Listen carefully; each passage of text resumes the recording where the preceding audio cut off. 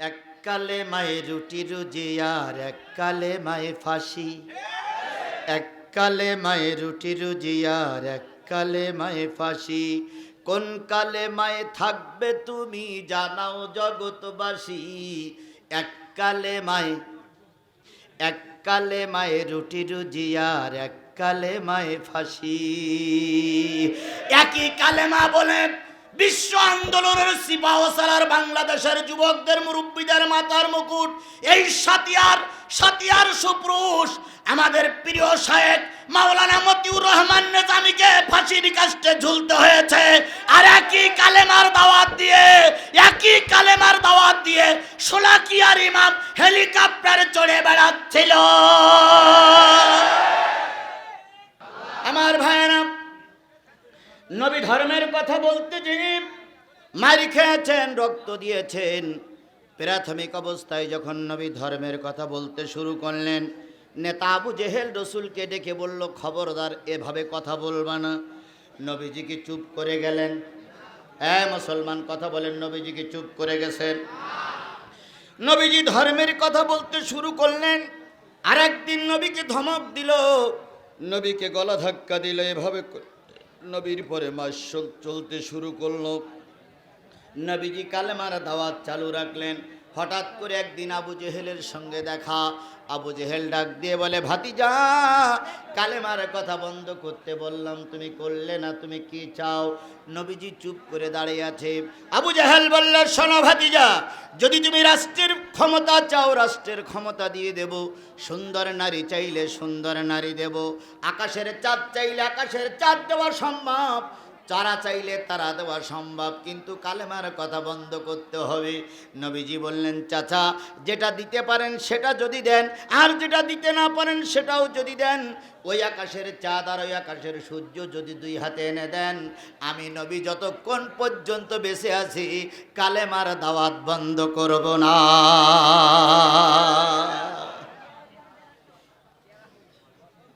আবু জেহেলের রাগ হয়ে গেল। আবু জেহেল বলল, জানো আমি কে? আমি সরকারি দলের চেয়ারম্যান।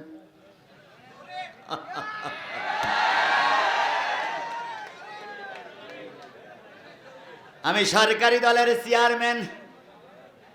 কোন মা এমন সন্তান জন্ম না দেয় যেই সন্তানের কারণে মান নামে মানুষ ভালো দোয়া করে।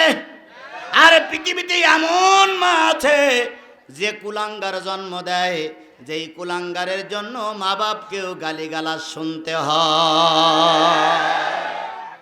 এই ইউনিয়নের সাবেক চেয়ারম্যান, পার্শ্ববর্তী ইউনিয়নের সাবেক চেয়ারম্যান, আল্লাহ পাক যে মায়ের পেট দিয়ে তার মুখ দেখাইছিলেন, এখন সে তো পালাইছে, তার মাও সেই সঙ্গে গালিগালাজ শুনতেছে। কথা বলেন ঠিক না বেঠিক?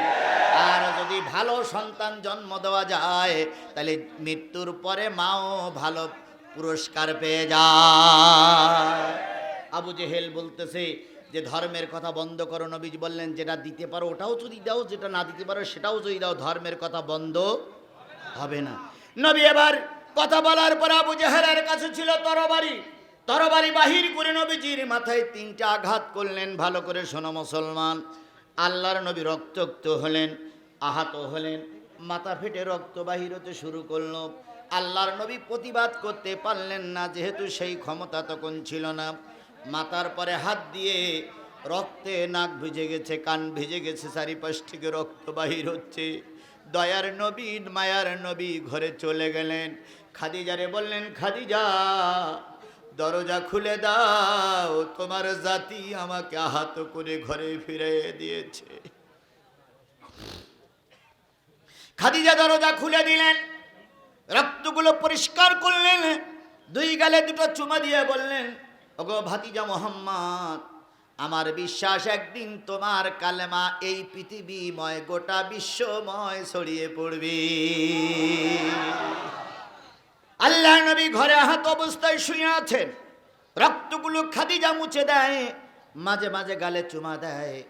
এমত অবস্থায় রসুলের চাচা আমির হামজা ছিলেন না এলাকায়, তিনি ছিলেন শিকারিতে। তিনি এসে শুনলেন ভাতিজা মোহাম্মদ আবু জেহেল মেরেছে। আমির হামজা সোজা চলে গেলেন ভাতিজা মোহাম্মদের ঘরে। বাইরে থেকে ডাক দিয়ে বলেন, ভাতিজা দরজাটা একটু খুলে দাও। কেতাবে আসছে এতক্ষণ পর্যন্ত নবীর চোখে কোনো পানি ছিল না। যেই না আমির হামজার কণ্ঠস্বর কানের ভিতরে গেছে, সেই আর নবী ব্যালেন্স ঠিক রাখতে পারেন নাই। নবীজির চোখ বেয়ে দর দর করে পানি পড়তেছে।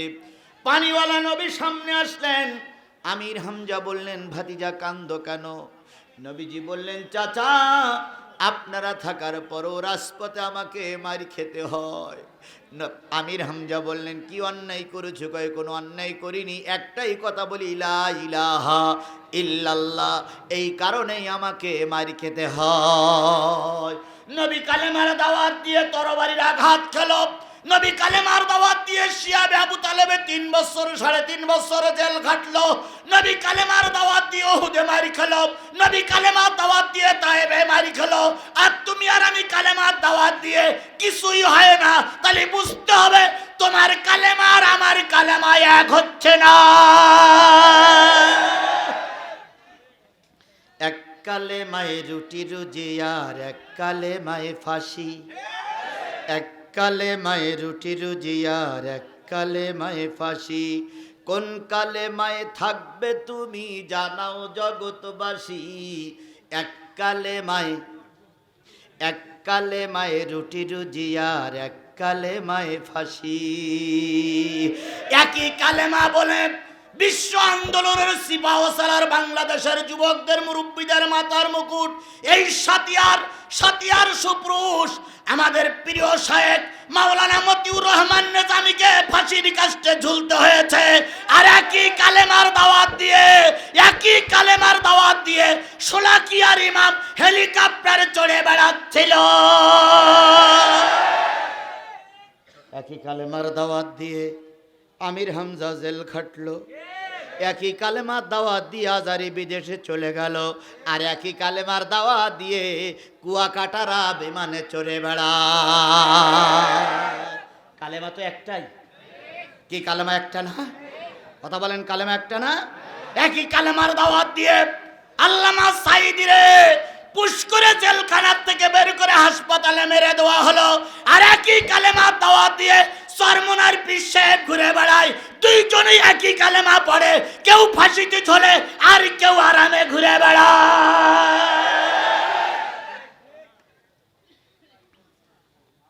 ফরিদউদ্দিন মাসুদ সাহেব তিনি এই নিজামী সাহেবের ফাঁসি দাবি করেছিলেন। কথা বলেন।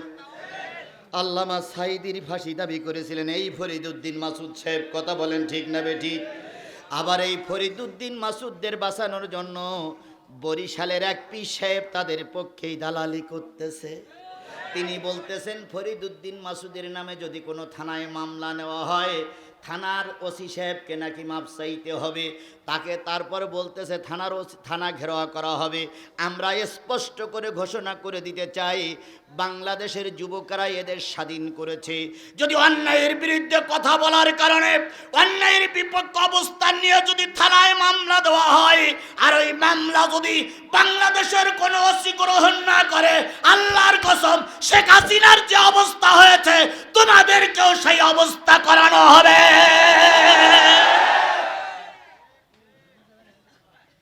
ফাজলামি করার একটা শেষ আছে। কথা বলেন, ঠিক না বেঠিক? আমরা কিন্তু আসমান থেকে পানির মতন নাজিল হইনি। আমরা কিন্তু দুবলা ঘাসের মতন মাথা উঁচু করে দাঁড়াইনি। আমরা কিন্তু ভারত থেকে পাসপোর্ট করে এদেশে আসিনি। আমরা মায়ানমার থেকে এদেশে আসিনি। আমরা এদেশের বৈধ নাগরিক।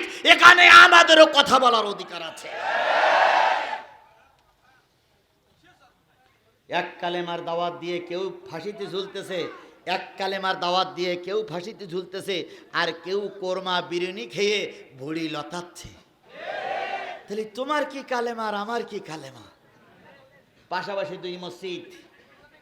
এক মসজিদের ইমাম সাহেবের নামে কোনো মামলা নেই, আর এক মসজিদের ইমাম সাহেবের নামে 10টা মামলা। এসব কি এই এলাকায় আছে? তো চার দোকানে দুই ইমাম সাহেব চা খাচ্ছে। চার দোকানে দুই ইমাম সাহেব চা খাচ্ছে। তো চাওয়ালা বলতেছে, হুজুর আপনিও হুজুর, উনিও হুজুর, ওনার নামে 10টা মামলা, আপনার নামে তো কিচ্ছু হয় না। তখন এই যার নামে মামলা নেই উনি বলতেছে আমি একটু বুদ্ধি শুদ্ধি করে চলি, এই জন্য আমার একটাও মামলা হয় না। রসুল কালেমার দাওয়াত দিয়ে আবু জেহেলের কাছে মার খেলো, রসুল কালেমার দাওয়াত দিয়ে তায়েফে রক্ত দিল, রসুল কালেমার দাওয়াত দিতে যে উহুদে রক্ত দিল, আর তুমি সেই একই কালেমার দাওয়াত দিয়ে মসজিদ ইমামতি করো, তোমার নামে কিছুই হয় না। তাহলে বুঝতে হবে তোমার কালেমার রসুলের কালেমায় এক হচ্ছে না, নিশ্চয়ই কোনো জায়গায় ফাটল আছে। আজকে যদি গোলালু মার্কা ইমাম, গোলালু মার্কা পীরিরা যদি সমাজে না থাকতো, বিশ্বনন্দিত আলেম আল্লামা সাইদিরে আমরা হারাতাম না। আজকে যদি গোলালু মার্কা কিছু ইমাম সমাজে না থাকতো, বিশ্ব আন্দোলনের বীর সৈনিক মতিউর রহমান নেজামীকে আমরা হারাতাম না। আজকে যদি এই কি বলে দালাল মার্কা হুজুর বাংলাদেশে না থাকতো, আমরা কামারুজ্জামান ভাইকে হারাতাম না, আমরা আলী হাসান মোহাম্মদ মুজাহিদকে হারাতাম না। শুধুমাত্র একমাত্র কারণ হচ্ছে হুজুররা হুজুরদের বিরোধিতা করার কারণে ওরা এত সুযোগ পেয়েছে। আমরা যদি বাংলাদেশের সব টুপিওয়ালারা এক বাক্যে বলতাম যে ইসলামের বিপক্ষে যারা অবস্থান নেবে, আজকে থেকে শপথ দিলাম মরার পরে জানাজা পড়বো না, তাহলে ও জানাজা পড়ার আগেই সোজা হয়ে যেত। কিন্তু আমি না পড়লে আর এক মৌলবি বলতেছে আমি তো পড়ার জন্য রেডি। সে মৌলবি আছে, এ মঞ্চেও দুই একজন আছে।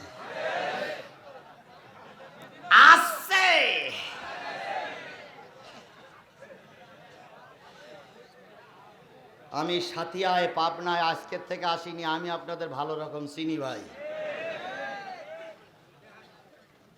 কি অন্যায় করেছিলাম আমরা সেদিন।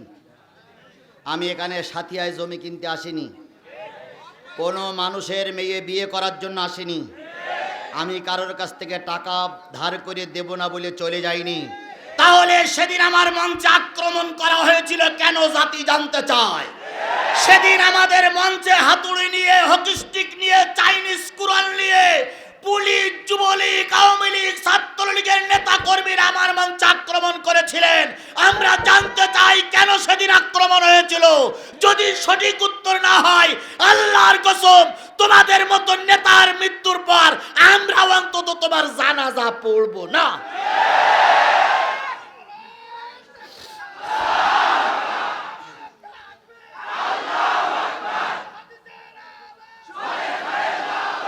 আর এই কথাগুলো যখন বলি তখন কিছু লোক বলে জিহাদি আসে রাজনীতি করতে, ঠ্যাঙের গিরে ছাড়াই ফেলবো।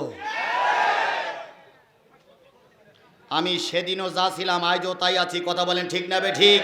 সেদিন রক্ত দিয়েছিলাম, মার খেয়েছিলাম, এখান থেকে আমাকে চলে যেতে বাধ্য করেছিলেন, তবুও যতটুকু ছিলাম বাঘের বাচ্চার মতন ছিলাম, এক মিনিটের জন্য মাথা নত করিনি। সেদিন যদি বাঘের বাচ্চার মতন থাকতে পারি, আজও বাঘের বাচ্চার মতনই আছে। আপনি দেখে যান, আপনার দালালেরা দেখুক, আপনারা পালাইছেন, আমরা ঠিকই বেঁচে আছি। আমার যুবকেরা মাথা উঁচু করে দাঁড়িয়ে আছে, আমার মুরব্বীরা মঞ্চে বসে আছে। আগামী নির্বাচন যদি সুষ্ঠু হয়, ইনশাল্লাহ আমরা ইসলামী আন্দোলনের নেতারে বিজয়ের মালা পরিয়ে, ফুলের মালা পরিয়ে আগামীতে জাতীয় সংসদের সদস্য বানাবো ইনশাআল্লাহ। তবে হ্যাঁ, দিনের ভোট রাতি হইলে ঠেকাবে কেডা?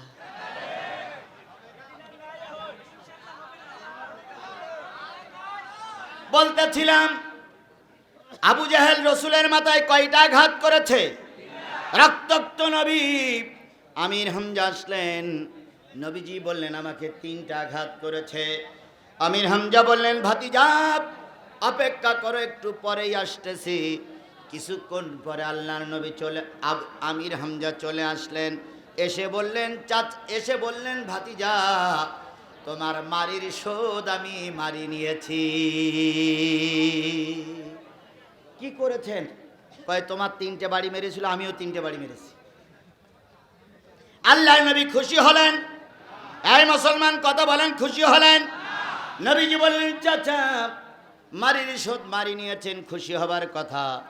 কিন্তু আজকে খুশি হতাম তখনই যদি শুনতাম আপনার মুখে কালেমা পড়তেছেন আপনি। আমির হামজা বললেন, ভাতিজা যদি কালেমা পড়লে তুমি খুশি হও, তোমাকে খাদিজাকে সাক্ষী রেখে, আল্লাহর সাক্ষী রেখে কালেমা পড়ে নিলাম, লা ইলাহা ইল্লাল্লাহু মুহাম্মাদুর রাসূলুল্লাহ। নবী মার খাওয়ার পরে ক্ষমা করে দিয়েছেন, আমরাও সেই নবীর আদর্শ ধরে চলবো। কথা বলেন ঠিক না বেঠিক? যে নবী এত কষ্ট করার পরে জাতিরে মাফ করে দিলেন, আমরা সেই নবীর নামে দুরূদ আর সালাম সকলে মিলে বলছি সাল্লাল্লাহু আলাইহি ওয়াসাল্লাম। বন্ধুগণ, আপনারা অনেক দিন পরে এসেছেন। আজকের মাহফিলটার নাম দেওয়া হয়েছে কি বলেন তো? ইসলামী জালসা। ইসলামী, তার মানে এখানে কিসের থেকে আলোচনা করা হবে? ইসলাম থেকে আলোচনা করা হবে, ধর্ম থেকে আলোচনা করা হবে। আল্লাহ রসুল বলেছেন, আদ-দীনু নাসিহাতুন সালাসা, আদ-দীনু নাসিহাতুন সালাসা, আদ-দীনু নাসিহাতুন সালাসা। সাহাবীরা বললেন, কুলনা লিমান? নবীজি বলেন, ক্বালা লিল্লাহ ওয়া লিরাসূলিহি ওয়া লিকিতাবিহি ওয়া লিআইম্মাল মুসলিমিনা ওয়া উম্মাতিহিম। নবী বললেন, দিন একটা নসিহাত, ইসলামী জলসায় দিন একটা নসিহাত। সাহাবীরা বলেন, ইয়া রাসূলুল্লাহ, নসিহাত যখন বক্তা করবে, নসিহাত যখন আলেম করবে, তখন তার ভিতরে কয়টা জিনিস থাকবে? হুজুর বললেন, বক্তার ভিতরে 5টা জিনিস থাকা লাগবে। যদি 5টা জিনিস না থাকে, সেটা ইসলামী জলসা হতে পারে। তাহলে ইসলামী জলসা, কোরআনের মাহফিলে কয়টা জিনিসের আলোচনা করা লাগবে? 1 নম্বর, ক্বালা লিল্লাহ, আল্লাহর আলোচনা করা লাগবে। বলুন তো, আমরা আল্লাহর কথা দিয়ে শুরু করেছি না করিনি? আমরা আল্লাহ শুকরিয়া আদায় করেছি না? 2 নম্বর কথা থাকবে রসুলের কথা। এতক্ষণ ধরে রসুলের নামে দুরূদ দিলাম, 2 নম্বর পর্ব শেষ। 3 নম্বর, কিতাব থেকে আলোচনা করা লাগবে। যে কিতাব থেকে আলোচনা করা লাগবে, সেই কিতাবটার নাম কি? আমি কোরআনের সূরা আল ইমরানের 104 নম্বর আয়াত তেলাওয়াত করেছি। ওই আয়াতের পরে এখন কথা হবে। আমি যতক্ষণ কথা বলি, কারা কারা থাকতে রাজি আছেন 2 হাত উঁচু করে আল্লাহরে দেখান। আল্লাহ আমাদের কবুল করুক, সকলে বলুন আমিন। আরো জোরে বলেন আমিন। তাহলে আজকে বৃষ্টি হচ্ছে, মাঝে মাঝে বৃষ্টি হচ্ছে, আমি দেখতেছি আপনারা একটু উসপিস করতেছেন। মাঝে মাঝে বৃষ্টি হচ্ছে, মাঝে মাঝে বৃষ্টি আসতেছে। আমরা এখানে বৃষ্টি পাচ্ছি না, কিন্তু বাইরে যারা আস্তে আস্তে ভিজতেছেন। এই জন্য আজকে যদি কিছু জিনিস কম থাকে, শুধু বৃষ্টির কারণে যদি কম থাকে, দুঃখ নিবেন না, আর একদিন পোষাইয়ে দেওয়া হবে ইনশাআল্লাহ। তবে আমি আপনাদের কাছে ছোট্ট একটা জিনিস দাবি করে, আমি যে আয়াতটা পড়েছি, আয়াতের পরে আলোচনা করব। আমাকে ফেলাই রেখে আপনারা চলে যাবেন? আমাকে ফেলাই রেখে আপনারা চলে যাবেন? কারা কারা শেষ মোনাজাত পর্যন্ত থাকবেন? একটু 2 হাত উঁচু করে আল্লাহরে দেখান। জোরে তাকবীর হবে, নারে তাকবীর, লিল্লাহে তাকবীর। আল কোরআনের আলো, হাত নামান। কারে দেখালাম? আচ্ছা, আপনার হাত উঁচু করা আল্লাহ দেখেছে? দেখেছে? সত্যি সত্যি? কি করি দেখবো? উপরে যে সামিয়ানা, তারপরও আল্লাহ দেখেছে। তাহলে আমরা হাত উঁচু করে কি বলেছি আল্লাহরে, কি শুনবো? কোরআন শুনবো। আর আমি হাত উঁচু করে কি বলেছি, কি বলবো? তাহলে আপনি অবদাবদ্ধ, আমি অবদাবদ্ধ। যদি আখিরি মোনাজাতের আগে আপনি চলে যান, তাহলে আপনি দায়ী হবেন, আমিও দায়ী হব। কথা বলেন ঠিক না ঠিক? যদি সব কিছু ঠিক থাকে, বৃষ্টি না হয়, পরিবেশ ঘোলাটো না হয়, আমরা 12টার আগে শেষ করবো ইনশাআল্লাহ। আর যদি উলট পালট হয়ে যায়, তাহলে হঠাৎ করে হয়তো বন্ধ হয়ে যাবে। এই জন্য আমরা চাচ্ছি আর আধা ঘন্টা 40 মিনিট কথা বলবো। থাকতে পারবেন না ইনশাআল্লাহ? থাকতে পারবেন না ইনশাআল্লাহ? আল্লাহ কবুল করুক। সবাই মিলে বলেন আল্লাহ কবুল করুক, আমিন। আরো জোরে বলেন আমিন।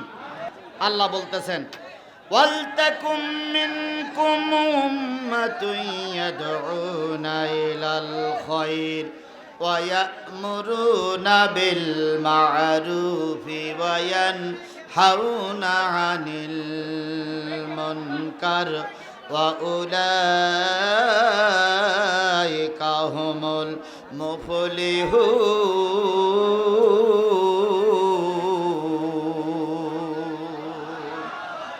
ওয়ালতাকুম মিনকুম উম্মাতুন, তোমাদের ভিতর থেকে একটা উম্মত থাকবে। কে বলছে? এই মুসলমান আমার দিকে খেয়াল করুন, বাঘের বাচ্চার মতন জবাব দিবেন। কে বলছেন? আল্লাহ বলছেন তোমাদের ভিতর থেকে একটা উম্মত থাকবে। উম্মত মানে কি? এই মুসলমান কথা বলেন, উম্মত মানে কি? তাহলে কোরআনে দলের কথা আছে না নাই? আরো জোরে বলেন, কোরআনে দলের কথা আছে না নাই? তাহলে কোরআনে যদি দলের কথা থাকে, আমরা দলের কথা বললে কিছু লোকের গা জ্বালা করে। কথা বলেন, তাহলে বোঝা গেল ওরা কোরআন বোঝে না। এখন কোরআন আল্লাহ বললেন তোমাদের ভিতর থেকে একটা উম্মত থাকবে। উম্মত মানে কি? দল। বাংলাদেশে অনেকগুলো দল আছে, আছে না নাই? আওয়ামী লীগ একটা দল, বিএনপি একটা দল, জাতীয় পার্টি একটা দল, বাংলাদেশ জামাত ইসলাম একটা দল, হেফাজত একটা দল, খেলাফত আন্দোলন একটা দল, খেলাফত মসজিদ একটা দল, ইসলামী আন্দোলন বাংলাদেশ একটা দল, এভাবে করে অনেকগুলো দল আছে।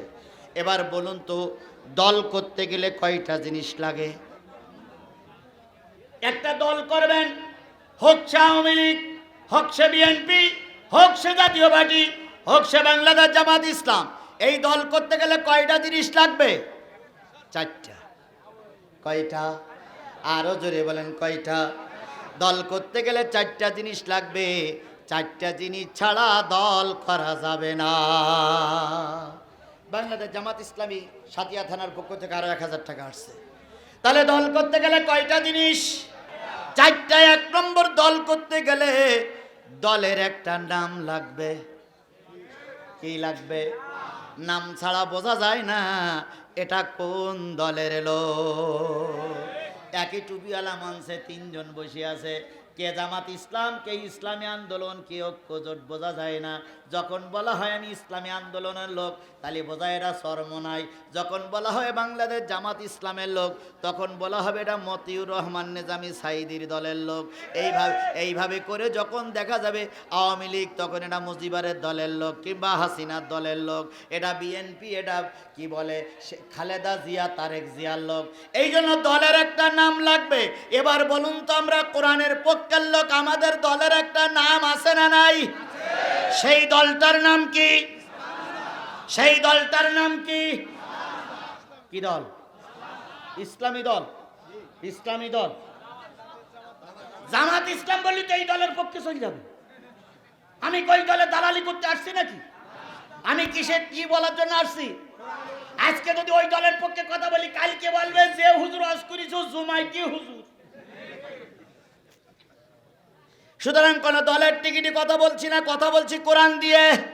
তাহলে তুমি আমি কোরআনওয়ালা, টুপিওয়ালা, তোমার আমার একটা দল আছে। আল্লাহ বললেন ওয়ালতাকুম মিনকুম উম্মাতুন, তোমাদের দলের নাম হলো তোমরা উম্মাত।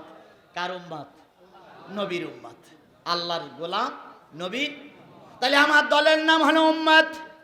এবার দলের একটা প্রতীক চিহ্ন থাকা লাগবে। প্রতীক চিহ্ন থাকা লাগবে না? আমার বুকে যদি নৌকা মারা থাকে, তাহলে আমি কোন দলের লোক? মুরব্বীর বুকে যদি দাড়ি পাল্লা মারা থাকে, তাহলে মুরব্বী কোন দলের লোক?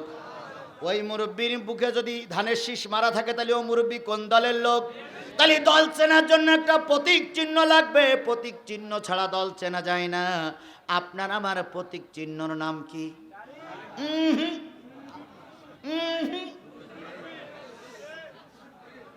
মুরব্বী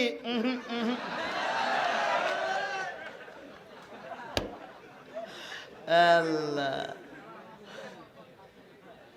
দল করতে গেলে একটা প্রতীক চিহ্ন লাগবে। সেই প্রতীক চিহ্নটার নাম হলো সুন্নাত। প্রতীক চিহ্নটার নাম কি? আরো জোরে বলেন, প্রতীক চিহ্নটার নাম কি? মান আহাব্বা সুন্নতি ফাকাদ আহাব্বানি ওমান আহাব্বানি কানা মাইয়া ফিল জান্নাহ। তাহলে তুমি যদি নবীর উম্মত হও, তোমার ভিতরে একটা সুন্নত থাকা লাগবে। এবার বলুন তো, দাড়ি রাখা কি? টুপি পরা কি? জুব্বা পরা কি? ওরে বাবা, এটাও যেমন সুন্নাত, প্রয়োজনে দিন কায়েমের জন্য রাজপথে রক্ত দেওয়াটাও সুন্নাত। আমাদের দেশের অনেক পাগড়িওয়ালা, টুপিওয়ালা, দাড়িওয়ালারা আছে, জুব্বা পরে জিকির করে, কিন্তু দিন কায়েমের পক্ষে, দিন কায়েমের পাশেও যায় না। কথা বলেন ঠিক না বে ঠিক? যাই না দিন কায়েমের পক্ষে কথা বলা হয়, ওরা নাক ছিটকায়। এরাম সুন্নত, এরাম পাগড়িওয়ালা লোক আমাদের সমাজে আরো জোরে বলেন আমাদের সমাজে। তাহলে সুন্নাত মানে হলো রসুলের বিধানকে মেনে চলা। এই সুন্নাত তরিকা তোমার আমার ভিতরে থাকলে তুমি আল্লাহর দলের লোক। তাহলে দল করতে গেলে কয়টা জিনিস লাগবে? তাহলে দলের নাম হলো উম্মত। প্রতীক চিহ্ন কি? দল করতে গেলে দলের একটা নেতা লাগবে। তোমার আমার নেতার নাম কি? মুহাম্মদ রাসূলুল্লাহ সাল্লাল্লাহু আলাইহি সাল্লাম। যারা মুহাম্মদকে সর্বকালের সর্বশ্রেষ্ঠ না বানিয়ে, নেতা না বানিয়ে মুজিবুর রহমানকে 1000 বছরের শ্রেষ্ঠ বাঙালি হিসাব করে তার নেতৃত্ব মেনে চলতেছ, ওই সবচেয়ে বড় মুনাফিক এরশাদকে নেতা মেনে চলতেছ। বিশ্বাস করো কিয়ামতের দিন এদের সঙ্গে হয় জান্নাত নাই জাহান্নাম। দলিল জানেন কোরআন থেকে? আল্লাহ বলছেন ইয়াউমা নাদু কুল্লা উনাসিম বিইমামিহিম ফামান উতিয়া কিতাবাহু বিয়ামিনিহি ফাউলাইকা মা ইয়াকরাউনা কিতাবাহুম ওয়ালা ইয়াজলামুনা ফাতিলা। আল্লাহ রাব্বুল আলামিন বললেন কিয়ামতের দিন সকল নেতা সহ অনুসারীদের ডাকা হবে। যারা আওয়ামী লীগের পক্ষে ভোট দিয়েছেন, আওয়ামী লীগের নেতারা ক্ষমতায় বসে আছেন, শেখ হাসিনা যখন দাঁড়িয়ে যাবে, মুজিবুর রহমান যখন দাঁড়িয়ে যাবে, আপনার নেতা কর্মীরা ওনার পিছনেই দাঁড়াবেন। যারা বাংলাদেশ জামাত ইসলাম করার জন্য মামলা খেয়েছেন, রক্ত দিয়েছেন, ঘরবাড়ি ছেড়েছেন, সেদিন নিজামী সাহেব আর আল্লামা সাইদি সাহেব যেখানে দাঁড়াবে, সেইখানে আপনারা নেতা কর্মীরা দাঁড়ায় যাবে।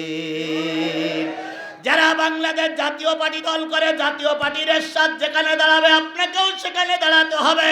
তাহলে আমার নেতা, তোমার নেতা বিশ্বনবী মুস্তাফা, তোমার আমার ঠিকানা পদ্মা মেঘনা যমুনা।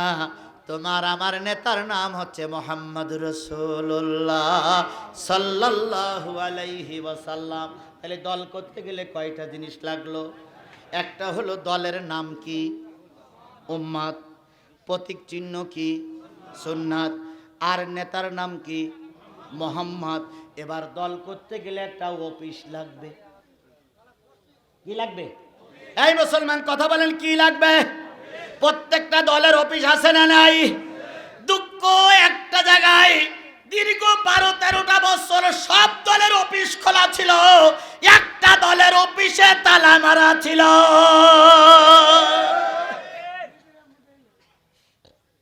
যেদিন 5 তারিখের পরিবর্তন হলো, 6 তারিখই সকালবেলা যেয়ে দেখি অফিস খোলা। সুবহানাল্লাহ বলে। তাহলে দল করতে গেলে একটা কি লাগবে? অফিস লাগবে। তোমার আমার অফিসের নাম কি? মসজিদ। মসজিদেরই পাশে আমার কবর দিও ভাই, মসজিদেরই পাশে আমার কবর দিও ভাই। তাহলে কয়টা জিনিস পাইলাম? তাহলে আমি একটা দলের লোক হয়ে গেলাম, সেই দলের নাম হলো উম্মত। এবার দল করতে গেলে কিছু মন্ত্র পড়া লাগে, সেই মন্ত্রটার নাম কি?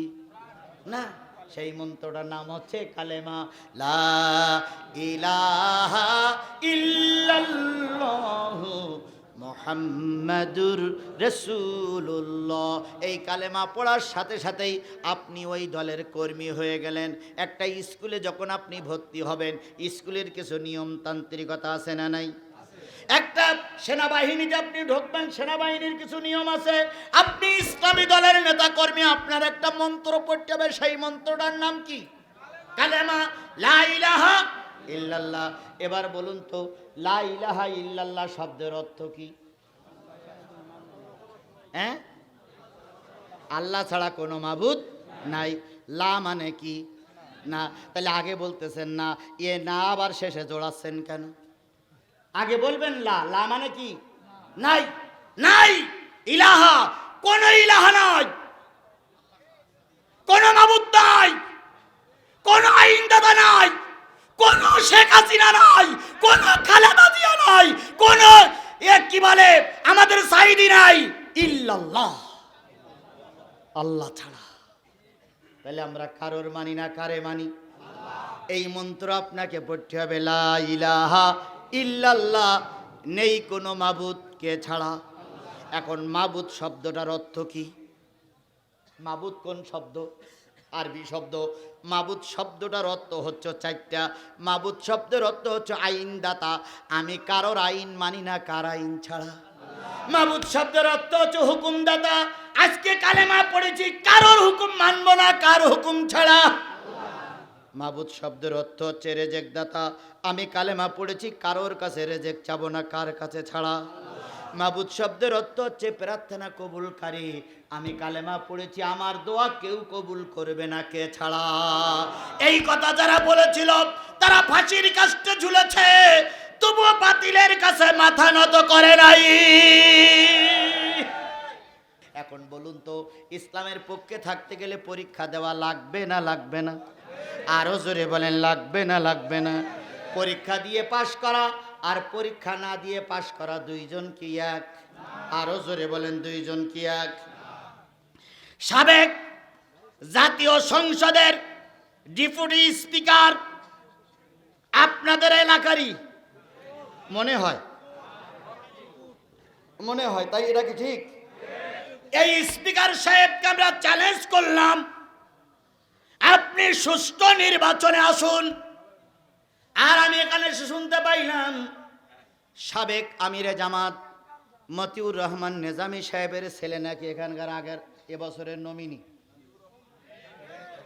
এখনো করিনি, তবে সম্ভাবনা। যেই হোক, ইসলামী আন্দোলনের নেতা যাকে নমিনি করবে তার সঙ্গে আপনার চ্যালেঞ্জ করলাম, আপনি নির্বাচন করুন, তবে দয়া করে দিনের ভোটটা রাতে করবেন না, সুষ্ঠু নির্বাচন করুন। দেখে আপনি দীর্ঘদিন স্পিকার ডেপুটি স্পিকার থেকে আপনি কতটুকু জনপ্রিয়তা অর্জন করেছেন, আর আমাদের আলেম ওলামারা কতটুকু জনপ্রিয়তা অর্জন করেছে। চ্যালেঞ্জ করে গেলাম, তবে চ্যালেঞ্জ করতে গিয়ে একটা কথা বললাম, দয়া করে দিনের ভোট রাতে করবেন না। এক চাচা ফজরের নামাজ পড়ে গেছে ভোট দিতে, যা আমি সবার আগে ভোট দিয়ে অন্য কাজ শুরু করব, কারণ ভোট একটা পবিত্র আমানত। তো গেছে যে উনি সবার আগে দাঁড়াইছে, ভোট কেন্দ্রের দরজা খোলে কয়টার সময়? 8টার সময় দরজা খুললি চাচা গেছে ভিতরে। ভিতরে যাওয়ার পরে যারা ভিতরে দায়িত্বশীল ছিল তারা বলতে, চাচা নাম কি? মোহাম্মদ আমিরুল ইসলাম। পিতার নাম আব্দুল বাসেত। কয় চাচা আপনার ভোট দেওয়া হয়ে গেছে। তো চাচা বলতেছে, আমার আগে তো কেউ ঢুকিনি, আমি তো ফজরের নামাজ পড়ে ঢুকেছি, তাহলে আমার ভোটটা কেডা দিল? তো বলতে, চাচা আপনি আইছেন ফজরের নামাজ পড়ে ভোট দিতে, আর এর আগে আর এক দল তাহাজ্জুদের নামাজ পড়ে এসে ভোট দিয়ে গেছে। তাহলে তাহাজ্জুদ আগে না ফজর আগে? তাহলে ওরা তাহাজ্জুদ পড়ে ভোট দিয়ে গেছে। তো চাচা বলতেছে, হায় হায় রে, এতদিন ভোট দিতে পারলাম না, একটা ভোট দিতে আসলাম তাও দিয়ে গেল। তো যাক, তো যাচ্ছে আর বলতেছে, তাহলে কেরাম ভোট, আমি আসার আগে ভোট দিল, তো যাক। তো ওই বাড়ি যাই, তখন বলতেছে যে চাষির ভোটটা, চাষির নাম কি? চাষির নাম সকিনা। কয় উনিও 2 ঘন্টা আগে ভোট দিয়ে গেছে। চাচা তখন বলছে, তোমার চাষি তো 5 বছর আগে মারা গেছে। বলতে, মারা গেলে কি হয়, ভোট দেওয়া হয়, ভোট দিতে আসছিল। চাচা তখন ওখানে বসে কাঁদতেছে আর বলতেছে, আল্লাহ 2 ঘন্টা আগে যদি এসে বসে থাকতাম, তাহলে অন্তত তার কিছু না হোক বুড়ির সঙ্গে একটু দেখা হইতো। এ কথাগুলোকে আমি বানাইয়ে বললাম? ও জাতি, এ কথাগুলোকে আমরা বানাইয়ে বলেছি? এরকম ভোট বিগত 3-4টে পিরিয়ড আমার জাতি দেখেছে। কথা বলেন ঠিক না বেঠিক? তোমরা যখন আস্তে করে এসে বলো এবারের ভোট সুস্থ হয়েছে, তখন পাশের কুকুর পর্যন্ত ফিক করে হেসে ওঠে। কয় কেউ ভোট দিতে গেল না, এরা সুষ্ঠু নির্বাচন কি করে করলো? কথা বলেন ঠিক না বেঠিক? তাই তো একজন সাংবাদিক উপহাস করে লিখেছিল, সুষ্ঠু হয়েছে নির্বাচন, ভোট দিয়েছে প্রশাসন, তাকিয়ে তাকিয়ে দেখেছে জনগণ।